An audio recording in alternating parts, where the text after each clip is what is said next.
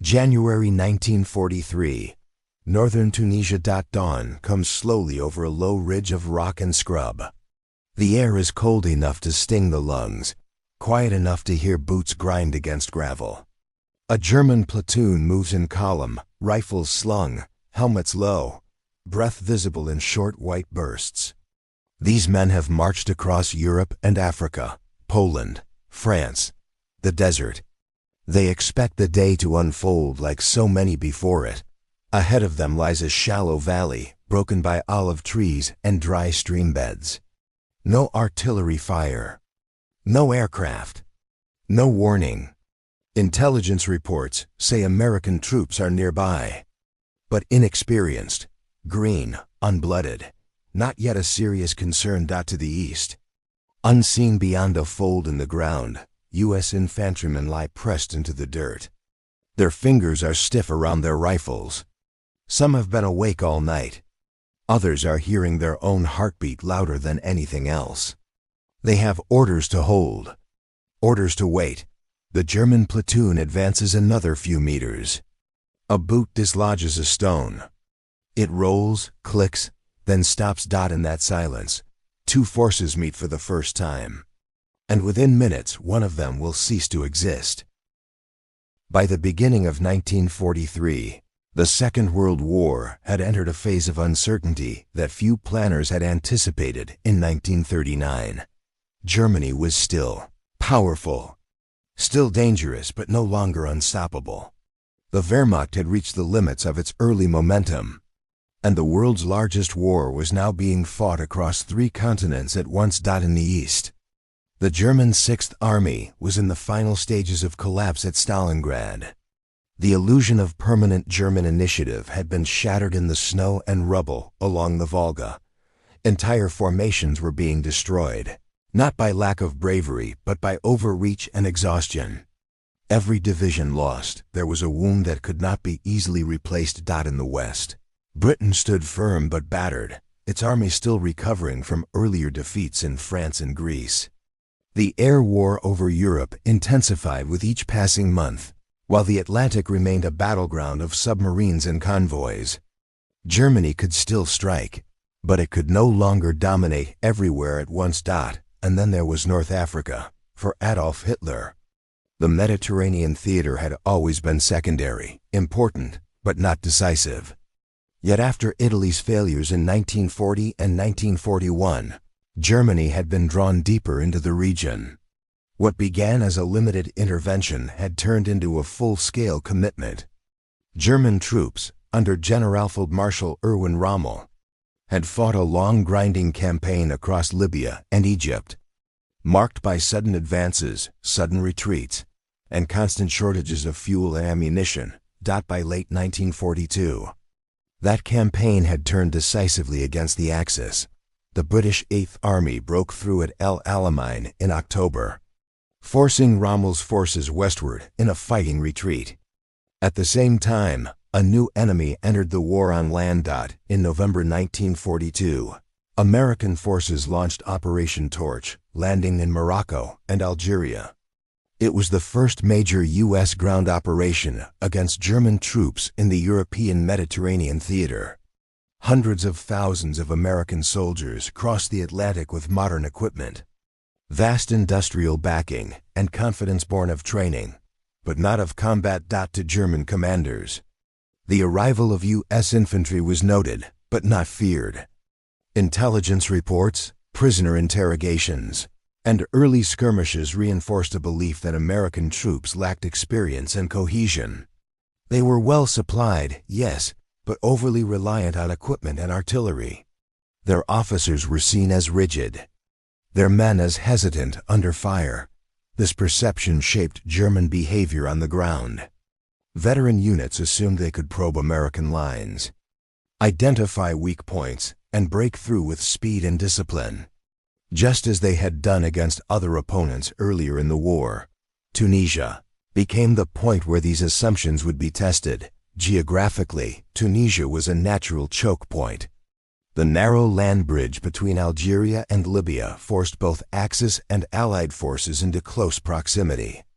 Mountain passes, valleys, and isolated ridges became vital terrain.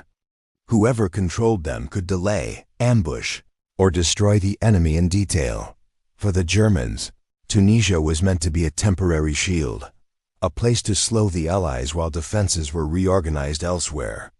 For the Americans, it was a proving ground. Their first sustained contact with the Wehrmacht would happen here, under real fire, against experienced soldiers. By January 1943, both sides were moving units forward aggressively. Patrols pushed into contested ground. Platoons were ordered to reconnoiter, probe, and hold key features.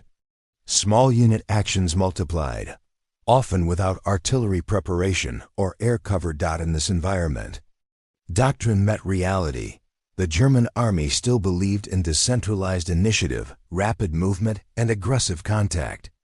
American infantry doctrine emphasized firepower, coordination, and holding ground under pressure.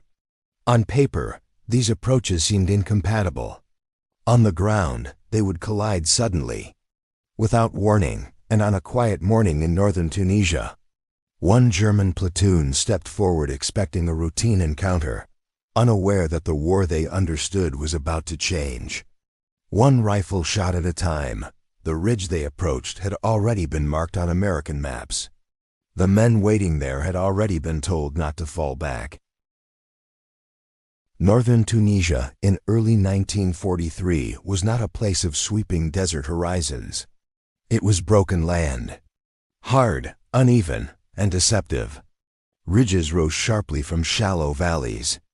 Dry riverbeds cut across movement routes. Olive groves and scrub offered concealment, but little protection. Roads were few, narrow, and easily dominated by high ground. Weather added another layer of difficulty. Winter rains turned dirt tracks into mud. Cold mornings gave way to clear, harsh light by midday. Sound carried far in the thin air, but visibility was often limited by folds in the terrain. A platoon could move unseen for hundreds of meters, and then suddenly be exposed. The German platoon, advancing that morning, belonged to a regular. Here, infantry formation attached to the Axis defensive line in Tunisia. These were not elite troops, but they were not inexperienced. Most of the men had already seen combat in earlier campaigns. They understood movement under fire. They trusted their non-commissioned officers. They believed in speed and decisiveness. A standard German infantry platoon at this stage of the war consisted of around 30 to 40 men. It was organized into squads built around light machine guns, most often the MG-34 or MG-42. These weapons were the core of German infantry tactics. Riflemen existed to support the machine gun, not the other way around. Firepower was concentrated. Movement was aggressive. Leadership rested heavily on junior officers and NCOs. Orders were brief. Initiative was expected. If contact was made, the platoon was trained to deploy quickly, establish a base of fire, and maneuver to flank or overrun the enemy. On this mission, the platoon had been tasked with a limited advance, a reconnaissance in force. The objective was simple: move forward, identify American positions, apply pressure if possible, and withdraw if resistance proved heavy. It was a mission German units had carried out countless times. What they did not know was how well prepared the ground ahead of them already was. American infantry unit waiting across the valley was part of a U.S. Army division newly arrived in North Africa. Many of the men were experiencing combat conditions for the first time.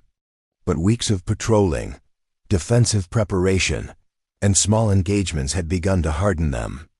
They had dug in carefully, using the terrain to mask their positions. Unlike their German counterparts, American squads were not centered on a single machine gun. Firepower was distributed. Each rifleman carried a semi-automatic M1 Garand, capable of sustained, rapid fire. Browning automatic rifles provided additional suppressive capability. Mortar teams were positioned behind the line, pre-registered on likely approaches, Communications mattered. Field telephones and runners connected platoon positions to company headquarters. Artillery was not immediately visible, but it was within range, and forward observers had already plotted firing data. Most importantly, the Americans were not ordered to probe. They were ordered to hold. The ridge in front of them dominated the valley floor. Anyone crossing below would be silhouetted. Any movement up the slope would be slow and exposed. The Americans had spent days reinforcing their positions, overlapping fields of fire, memorizing distances. The German platoon approached from dead ground, masked by a shallow depression. From their perspective, the ridge looked empty. No movement, no sound, no visible fortifications. The absence of resistance suggested weakness or inexperience. They advanced in good order, weapons ready but not deployed. The lead squad crested a slight rise. The platoon compressed slightly as the terrain narrowed. At that moment, the distance between the two forces had closed to less than 200 meters. Neither side could retreat without consequence now. And the next decision, made in seconds, would determine who walked away from the ridge. For the German soldiers, the advance felt familiar. Their movements followed patterns drilled into them long before Africa. Spacing, pace, eyes forward. The men trusted the routine because it had kept them alive before. They had faced enemies who broke under pressure, enemies who fired too early, enemies who revealed themselves. There was confidence in that silence. Not arrogance, but expectation. The belief that if contact came, it would come on their terms. For the Americans lying ahead, the silence carried a different weight. This was not the absence of danger. It was its presence. Many of the men had been warned repeatedly not to open fire too soon, not to waste ammunition, not to panic. Their training emphasized fire discipline, but training did not quiet the body's response. Hands shook. Mouths dried. Eyes locked onto the slope below. Some of them could see movement now, not clearly, not yet, just shapes where no shapes had been before. Fear did not divide these men by nationality. It equalized them. German infantry doctrine favored rapid deployment at the moment of contact.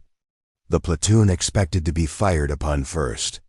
That first burst of enemy fire would reveal positions. The NG teams would answer immediately. The rest of the platoon would spread out, establish a firing line, and push forward. But that doctrine assumed one critical thing. Surprise would belong to the Germans once contact was made. The American position denied that assumption. The ridgeline allowed U.S. infantry to observe the approach without being seen. Ranges had already been measured. Firing sectors assigned. Machine guns were not exposed but carefully masked. Mortar crews waited for a signal that would come not with words, but with sound. This was defense in depth, not passive, not rigid, but patient. The German platoon moved into the kill zone without knowing it existed. At platoon level, leadership often decided survival.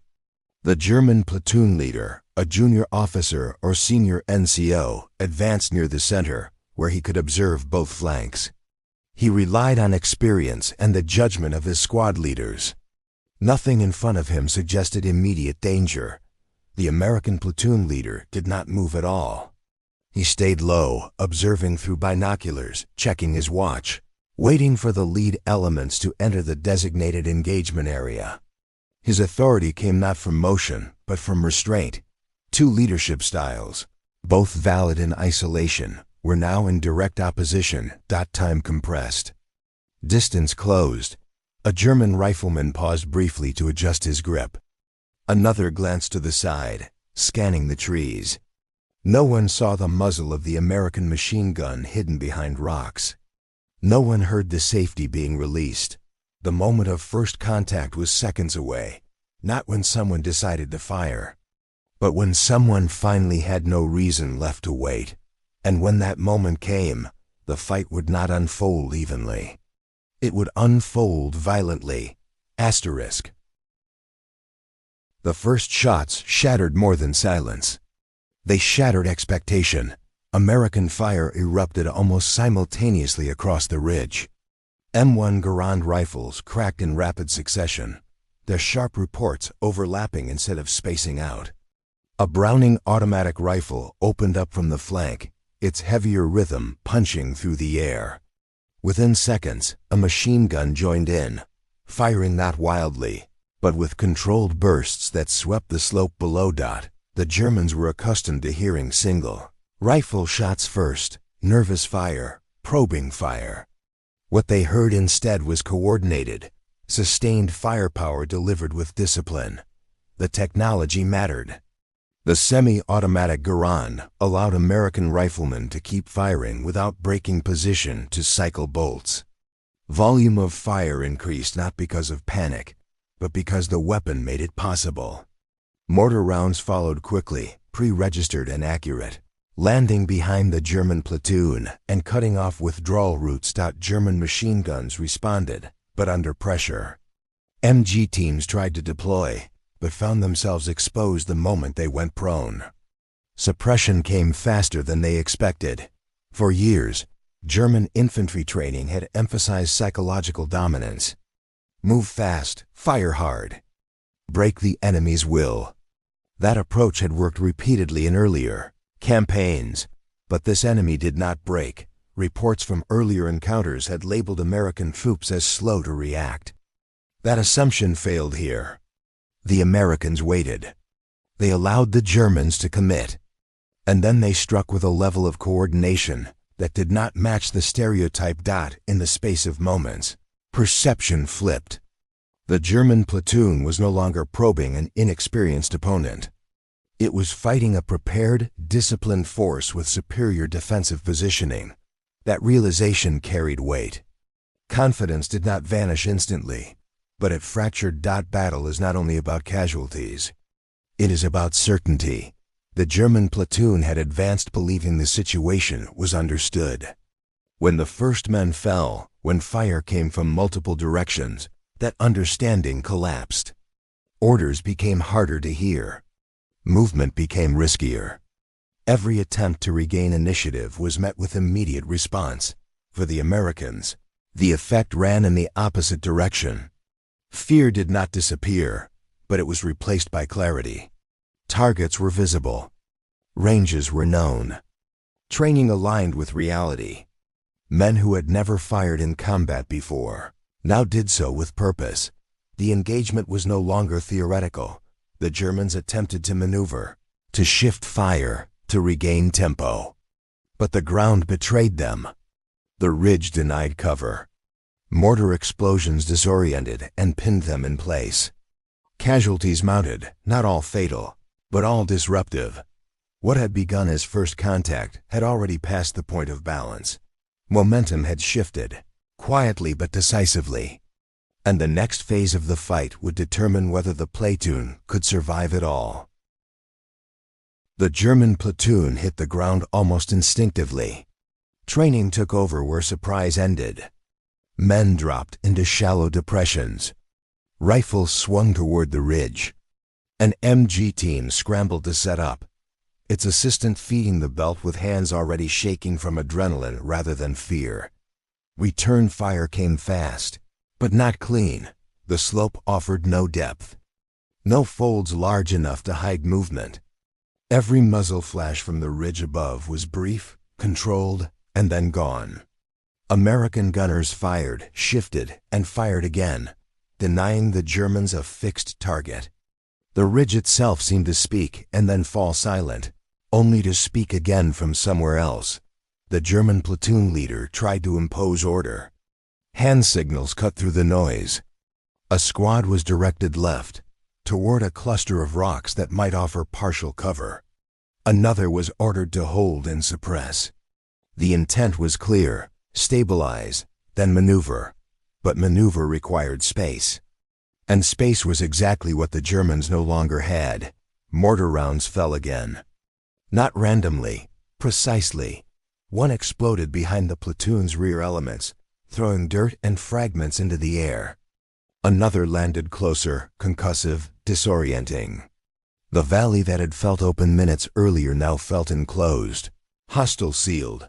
The first casualty among the German leadership fell not to a bullet, but to shock. A nearby explosion knocked him off his feet, his helmet rolling away. He tried to stand. He did not immediately succeed. That pause, seconds long, rippled outward. Orders slowed. Initiative stalled. American fire did not surge. It remained steady. This was not an assault. It was containment. The U.S. platoon leader watched through binoculars as German movement degraded. He did not order a charge. He did not rush the moment. His concern was not speed, but certainty. He signaled to maintain pressure, to keep the enemy pinned where they were. Individual German soldiers now faced impossible choices. Stay down and be suppressed. Move and be exposed. Try to pull a wounded comrade back and draw fire. Every decision carried immediate consequence. The German MG finally opened up, its bark momentarily dominating the soundscape. For a few seconds, American heads stayed low. Dirt kicked up along the ridge. But the position had been prepared for this. Within moments, concentrated rifle fire and a single machine gun burst silenced it. The weapon fell quiet. Its crew did not get back up. Smoke hung low over the valley. Dust clung to sweat-soaked faces. The engagement had lasted only minutes, but the platoon was already losing coherence. Squad boundaries blurred. Ammunition was being expended faster than planned. Casualties lay where they fell, some calling out, others silent. Withdrawal was now discussed not openly, but in glances and gestures. Yet every attempt to move rearward drew fire. The Americans had anticipated it. The kill zone was complete. What remained of the German platoon was no longer advancing. It was no longer maneuvering. It was surviving, second by second. Under a weight of fire, it could not escape, and the moment when survival gave way to collapse was approaching fast. The fight did not end with a charge. It ended with erosion. Minute by minute, the German platoon lost the ability to act as a unit. Radio contact with higher command was sporadic, then gone. Runners could not move without drawing fire. The terrain that had promised concealment now functioned as a trap, offering shallow cover, but no protection from plunging fire above. The platoon leader attempted one final maneuver. A small group was ordered to shift laterally, to find a fold in the ground that might allow a withdrawal under cover of smoke. It was a reasonable decision, made too late. As soon as the men rose to move, American rifles snapped into action. 2 went down immediately. The rest dropped back into the dirt, pinned. At this point, the Germans were no longer facing a single firing line. Fire came from the ridge, from the flank, and from behind, where mortar continued to fall with measured regularity. The engagement area had been shaped deliberately. Escape routes were not accidents of terrain. They had been identified and closed. Some German soldiers fought on with determination, firing until magazines were empty, then scavenging ammunition from fallen comrades. Others lay still, conserving strength, waiting for a moment that never arrived. Courage remained, but coordination did not. The Americans did not rush them. Instead, pressure increased gradually. Mortar fire shifted closer. Rifle fire tightened. A machine gun repositioned slightly forward, increasing its field of fire. Each adjustment was small. Each one reduced the Germans' options further. Eventually, resistance fragmented. Isolated pockets continued firing, but no longer in support of one another. A wounded German soldier attempted to crawl toward a dead comrade's rifle. He was seen and stopped. Another raised his hands briefly, uncertain, then lowered them again when firing continued nearby. There was no dramatic signal marking the end. No final charge. No clear surrender. The platoon ceased to exist in pieces. By the time American fire slackened, the valley floor was still. Bodies lay scattered where movement had failed. Survivors, those who could still stand, emerged slowly, weapons dropped, hands raised, faces streaked with dust and blood. Others did not move at all. The engagement had lasted less than an hour. Of the German platoon that had advanced confidently that morning, only a handful would leave the valley alive. Some as prisoners, some wounded beyond immediate recovery. Many not at all. For the Americans, there was no celebration. They remained in position, scanning, waiting for counterattack that did not come. Medics moved forward cautiously. Ammunition was redistributed. Reports were written with deliberate clarity. The ridge was quiet again, and as smoke drifted away, and the sounds of battle faded, the consequences of what had happened began to settle in, not just on the ground, but far beyond it. When the firing finally stopped, the silence felt heavier than the noise that had preceded it. American infantrymen remained in their positions longer than instinct demanded. Rifles stayed trained on the valley floor. Machine guns remained loaded. No one assumed the fight was finished simply because movement had ceased. German doctrine had taught them otherwise, and that lesson was respected even in victory. Only after several minutes of stillness did the first soldiers move forward. The scene below the ridge was stark and unembellished. The ground was torn where mortar rounds had landed. Equipment lay scattered, helmets, ammunition pouches, dropped rifles, marking the paths where men had tried to move and failed. German dead lay where they had fallen, some in the open, some slumped behind shallow cover that had offered false hope. Medics moved carefully among the wounded, regardless of uniform. That too was doctrine. Prisoners were separated, searched, and moved uphill under guard. Most were young. Many looked stunned rather than defeated. The destruction of the platoon had been rapid enough that comprehension lagged behind reality. American casualties were fewer, but not absent. Several men had been hit during the opening moments, exposed briefly while firing or shifting position. They were treated quickly, evacuated when possible. The platoon leader took careful note of every loss. This was not abstraction. These were names. Reports were written by hand and passed up the chain of command. Times, estimated enemy strength, ammunition expended, prisoners taken, dead counted cautiously, conservatively. The tone was factual. There was no language of triumph. For German command elements further back, the absence of communication became the first indication that something had gone wrong. A platoon sent forward to reconnoiter did not return. No radio updates followed. No runner appeared. By the time confirmation arrived through other channels, the opportunity to respond had already passed. This was not a setback that appeared on maps with arrows and symbols. It was a small mark, almost invisible in the scale of the campaign. But for the men involved, it carried weight far beyond its size. The Americans had faced German infantry in prepared positions and held. The Germans had encountered American troops who did not withdraw, did not panic, and did not yield ground easily. That knowledge began to spread quietly. Through after-action reports, conversations between officers, and revised assumptions. One platoon's destruction did not change the course of the war on its own, but it changed expectations. And in war, expectations shape decisions long before orders are written. Those decisions would follow in days and weeks to come. The destruction of a single platoon did not prompt headlines or communiques. It appeared in operational logs, folded into summaries, reduced to numbers and grid references. Yet within those dry reports was a shift that mattered deeply to those who read them closely.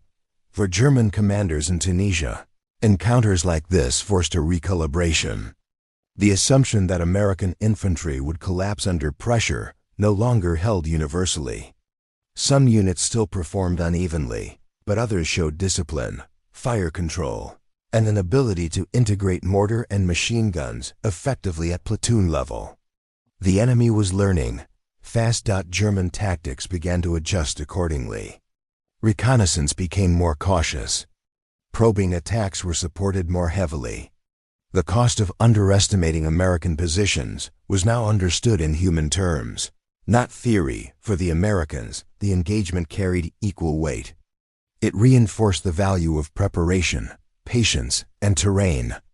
Training that had seemed abstract now had proof behind it. Fire discipline had worked.